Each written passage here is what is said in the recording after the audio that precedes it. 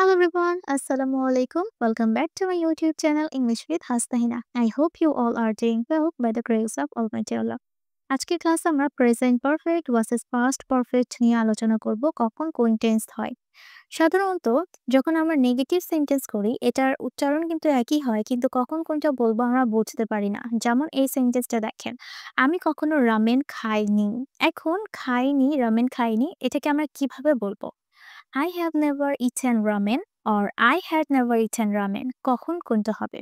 Well, video শেষে আপনারাই বলতে পারবেন যে কখন কোনটা হবে। আচ্ছা, এটা বোঝার আগে চলুন কয়েকটা উদাহরণের মাধ্যমে শিখা যাক। ফার্স্টে আমরা দেখে নিব প্রেজেন্ট পারফেক্টটা কি। প্রেজেন্ট পারফেক্ট হচ্ছে যেই কাজটা বর্তমানে সম্পূর্ণ হয়ে গিয়েছে, কাজটা শেষ, কমপ্লিট, কিন্তু তার প্রভাবটা এখনো বর্তমানে আছে। ধরুন আমি বলছি যে আমি ভাত খেয়েছি। এখন বর্তমানে আমি বলছি যে আমি ভাত খেয়েছি। মানে আমার ভাত খাওয়ার কাজটা শেষ হয়ে গিয়েছে। কিন্তু ভাত খাওয়ার কাজটা শেষ হলেও তার প্রভাবটা এখনো আছে। ধরুন আমাকে কেউ জিজ্ঞাসা করছে, "তুমি কি ভাত খেয়েছো?" তখন আমি কি বলবো? আমি বলবো যে আমি ভাত খেয়েছি। তখন কি হবে?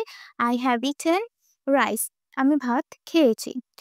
কাজটা শেষ, কিন্তু সেই কাজ নিয়ে আমরা এখনো কথা বলছি, তার প্রভাব আছে, তখনই সেটা প্রেজেন্ট পারফেক্ট টেন্সে হয়। এখন প্রেজেন্ট পারফেক্ট এর স্ট্রাকচারটা কি একদম সিম্পলি আমরা বুঝবো। প্রেজেন্ট পারফেক্ট সাবজেক্ট অনুযায়ী হ্যাভ হ্যাজ।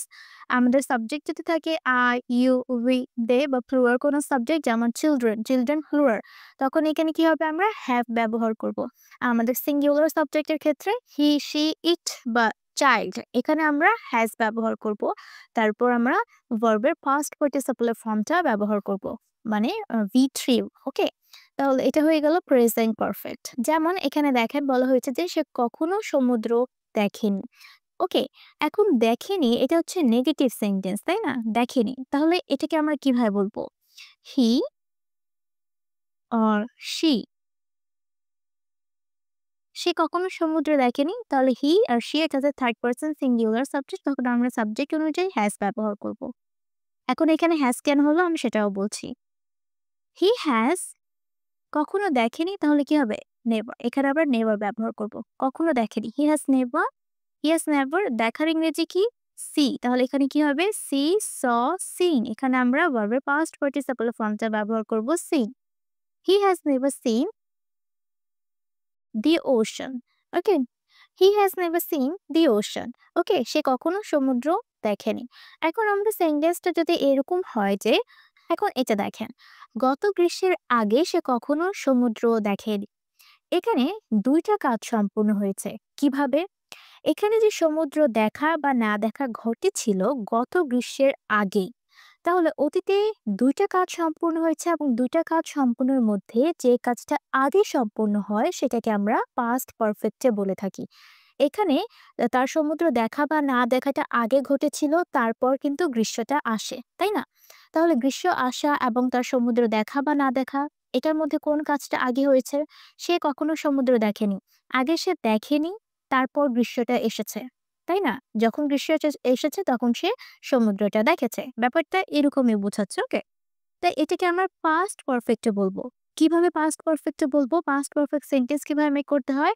আমরা সাবজেক্ট যাই থাকুক না কেন আমরা হ্যাড ব্যবহার করি, হ্যাড এর পর ভার্বের পাস্ট পার্টিসিপল ফর্ম। সিম্পল। আর দেখিনি নেগেটিভ সেন্টেন্স থাকলে আমরা কি করি?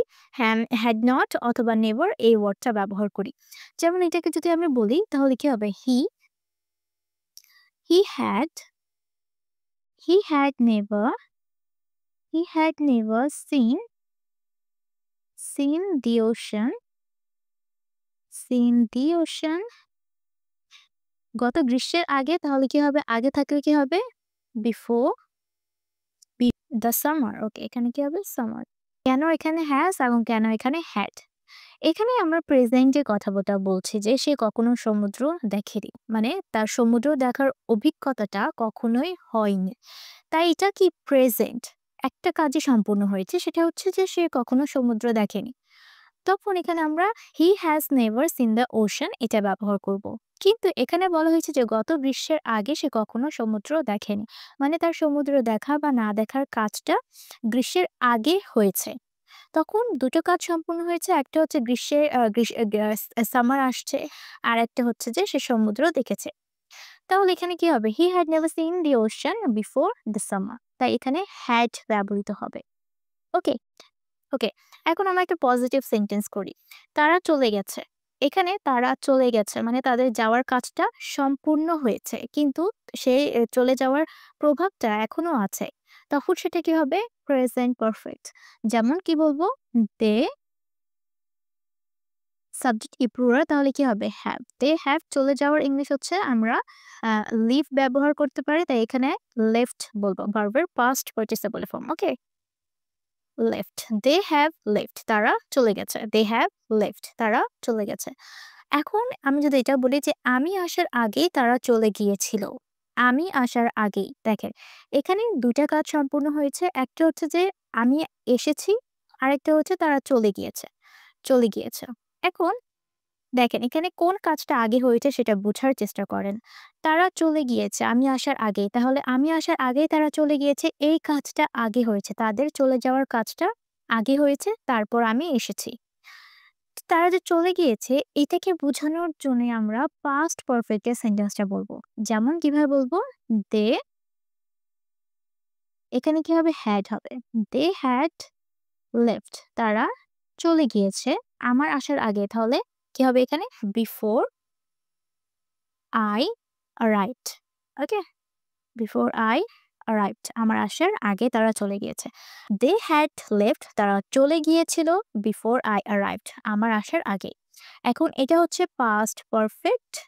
আমার আসার আগেই, আগে আছে তাই এখানে কি হবে? Before I arrived. এটা হচ্ছে পাস্ট সিম্পল। তাহলে আগের কাজটা আমরা বলবো পাস্ট পারফেক্টে, পরের কাজটা আমরা বলবো পাস্ট সিম্পলে। আরেকটা উদাহরণ দেই। সে ঘুমিয়ে পড়েছে।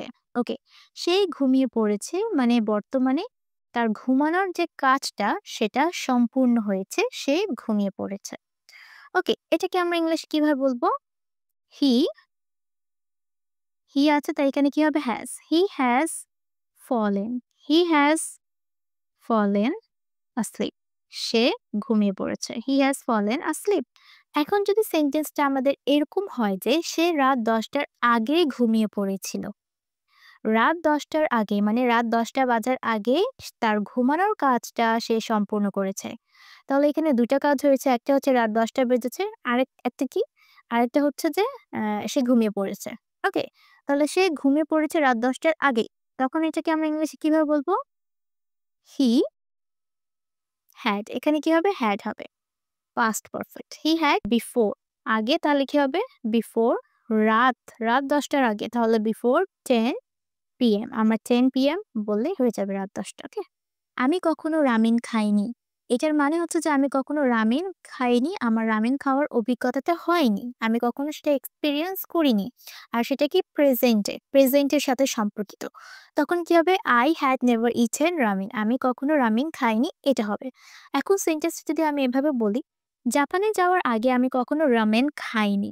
তখন আমি কিভাবে বলবো এটাকে? এটাকে বলার জন্য আমাকে পাস্ট পারফেক্ট এ সেন্টেন্সটা বলতে হবে। যেমন কেন এখানে বলতে হবে যে জাপানে যাওয়া একটি অতীত ঘটনা। রামেন না খাওয়া ঘটনাটি আগে ঘটেছিল। তাই না? তখন এটাকে আমরা বলবো I had never eaten ramen before going to Japan। Okay?